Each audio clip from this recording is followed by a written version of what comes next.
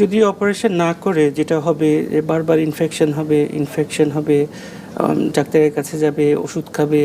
But আপনি যদি এটা আস্তে আস্তে লং স্ট্যান্ডিং যদি ফুটাটা থাকে, তাহলে কি হবে, এখান থেকে ওই যে কোলেস্টেটোমা বলেছে, যেটা খুবই ক্ষতিকর, খুবই আশেপাশে সে খেয়ে ফেলে, এইভাবে খেতে খেতে ব্রেনে চলে যায়।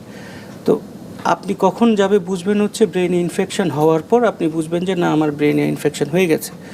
সেটা হয়ে গেল তার জন্য কমপ্লিকেশন, আবার মুখ বাঁকা হয়ে যেতে পারে, তারপরে আশেপাশে কানের চারিপাশে ইনফেকশনটা ছড়িয়ে যেতে পারে।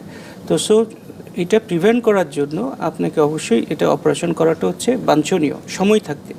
এখন আপনি বয়স হয়ে গেল 70, এখন আসি যদি বলেন যে আমি এখন অপারেশন করতে চাই, তখন তাদের হয়ে যায় কোমর, করা যাবে না সেটা না, করা যাবে, বাট তাদের দেখা যায় হার্টের সমস্যা আছে, অ্যানেস্থেশিয়ার প্রবলেম আছে, তো অ্যানেস্থেশিয়া দেওয়া যায় না। তো যার ফলে সময় থাকতে থাকতে করে ফেলাটা হচ্ছে ওয়াইজ।